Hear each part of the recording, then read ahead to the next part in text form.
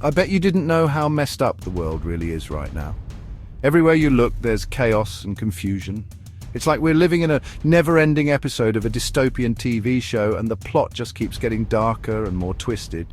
Climate change is cooking the planet. Ice caps are melting at an alarming rate, causing sea levels to rise and flood our cities. Droughts are turning fertile lands into deserts. Economies are going haywire, with stock markets crashing and financial systems teetering on the brink of collapse. It's a perfect storm of environmental and economic disasters. And don't even get me started in the political landscape. Governments are in turmoil, with protests erupting in the streets and chaotic sessions in parliaments. Political debates have become shouting matches, and it seems like no one can agree on anything. The polarization is so intense that it's tearing societies apart. It's enough to make you want to crawl under a rock and hide. The constant barrage of bad news can be overwhelming, leaving you feeling helpless and despondent. It's like the world is spinning out of control and there's nothing we can do to stop it. But here's the thing. We can't afford to check out. We can't just throw up our hands and give up. We need to come together, brainstorm solutions, and face these challenges head on. It's going to take determination, collaboration, and a lot of hard work. But it's the only way forward. We need leaders who can actually lead, not just tweet about it. We need people who can inspire and mobilize others, who can articulate a vision for the future and rally people around it. Leadership isn't about sound bites and social media posts. It's about making tough decisions and taking responsibility for the outcomes. We need folks who understand the complexities of the world and can make tough decisions, leaders who can navigate the intricacies of global politics, economics, and environmental science, people who can analyze data, understand trends, and make informed choices that will benefit society as a whole. We need, dare I say it, qualified leaders. Leaders who have the education, experience, and skills to tackle the enormous challenges we face. It's not enough to be charismatic or popular. We need leaders who are competent and capable. Now, I know what you're thinking. John, you want politicians with brains? Good luck with that, and you're not wrong. The bar's been set pretty low. We've seen too many leaders who are more interested in their own power and prestige than in serving the public good. And you're not wrong. The bar's been set pretty low. We've become accustomed to mediocrity, to leaders who disappoint us time and time again, but that's exactly why we need to raise it. We need to demand more from our leaders, to hold them to higher standards, but that's exactly why we need to raise it. We need to set higher expectations and hold our leaders accountable. We need to cheer on those who strive for excellence and support those who are genuinely working to make a difference. We need to rethink what it means to be a leader in the 21st century. Leadership today requires a new set of skills and a new mindset. It's about being innovative, adaptable, and forward-thinking. It's about embracing diversity and fostering inclusion. It's about making decisions that are sustainable and equitable. It's time to stop accepting mediocrity and start demanding more from the people who hold our future in their hands. We need to be vocal, to advocate for change, and to support leaders who are committed to making a positive impact. We need to be the change we want to see in the world, because frankly, the future of humanity might just depend on it. Our actions today will shape the world of tomorrow. It's up to us to ensure that the future is bright, sustainable, and just for all. All right, let's talk education. It's the cornerstone of any functioning society, the bedrock upon which we build our future. Yet, when it comes to leadership, we often overlook its importance. I'm not saying every world leader needs a PhD in astrophysics, but let's be real. A solid educational background can make a world of difference. But come on, people, a basic understanding of history, economics, political science, these are not just subjects. They are the lenses through which we understand our world and make informed decisions. That seems like the bare minimum. It's not just about knowing facts, it's about developing critical thinking skills, the ability to analyze complex situations and make sound decisions. Imagine if your surgeon learned anatomy by watching YouTube videos. Scary, right? We expect our medical professionals to undergo rigorous training for a reason. Or if your pilot got their license from a cereal box. The thought alone is enough to make anyone uneasy.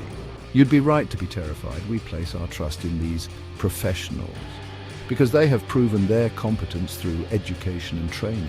So why do we accept anything less from the people running our countries? Leadership is not just about charisma or the ability to give a good speech. We need to make it mandatory for politicians to have degrees in relevant fields. Imagine a world where our leaders are well versed in the subjects that matter most. This isn't about elitism, it's about competence. It's about ensuring that those in power have the knowledge and skills to make informed decisions. It's about ensuring that the people making decisions about healthcare, education, and national security actually know a thing or two about those things. These are complex fields that require specialized knowledge. Let's face it, leading a country is a tough job. It requires a deep understanding of various subjects, the ability to think critically, and the stamina to keep going even when the going gets tough. It requires knowledge, critical thinking, and a whole lot of caffeine. The challenges are immense and the stakes are high. We wouldn't trust just anyone to perform brain surgery or pilot a plane.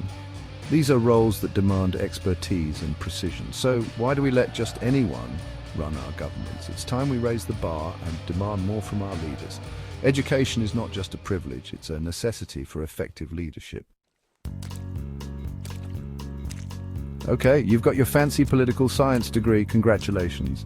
Now it's time for a pop quiz. Don't worry, it's just a little competency exam, to make sure you weren't sleeping through all those lectures on international relations and fiscal policy. Think of it like a driving test, but for politicians.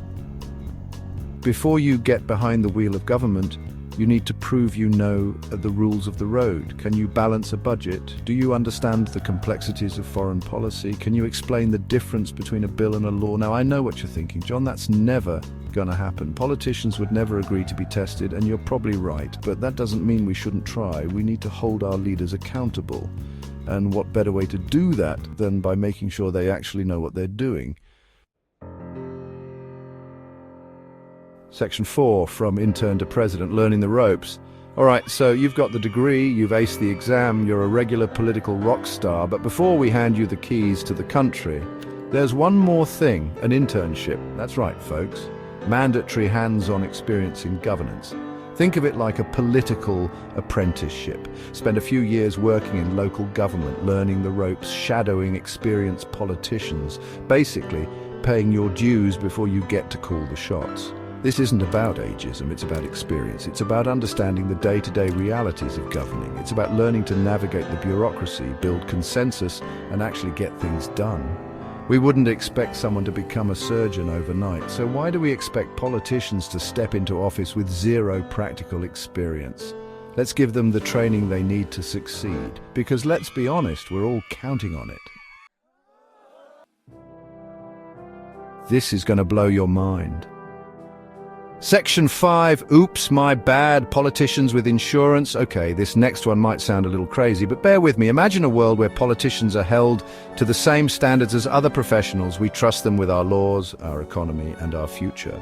Shouldn't they be held accountable in a tangible way? What if politicians had to carry liability insurance? Think about it. Doctors have malpractice insurance. They need it because their decisions can have life or death consequences. If they make a mistake, there's a system in place to address it. Lawyers have professional liability insurance. They need it because their actions can significantly impact their clients' lives. If they mess up, they can be held accountable. And their insurance helps cover the damages. Even hairdressers have insurance in case they give you a bad haircut. It might seem trivial, but it's about accountability. If they make a mistake, they have to make it right. So why not politicians? Now, I know what you're thinking. This idea sounds outlandish, but let's dig a little deeper. Politicians make decisions that affect millions of lives. Shouldn't there be a system to hold them accountable if they make poor choices? John, you want to insure politicians against being bad at their jobs. That's insane. I get it. It sounds like a radical idea. But sometimes radical ideas are what we need to spark meaningful change. And to be fair, it kind of is. But hear me out. If politicians knew they could be held financially accountable for their decisions, they might approach their responsibilities with more caution and care. If politicians knew they'd be held financially accountable for their decisions, maybe, just maybe, they'd think twice before making reckless ones. Imagine a world where every policy, every law, every decision is made with the knowledge that there could be personal financial repercussions. Maybe, just maybe, they'd think twice before making reckless ones. This could lead to more thoughtful, well-considered policies that truly benefit the public. Look, I'm not saying this is a perfect solution, There are many complexities and potential pitfalls, but it's certainly a conversation starter. It's about exploring new ways to ensure our leaders are truly accountable. But it's certainly a conversation starter, because, let's be honest, the current system where politicians can make disastrous decisions with little to no consequence is not working. We need to think outside the box. Because let's be honest, the current system where politicians can make disastrous decisions with little to no consequence, yeah, that's not working out so well, is it?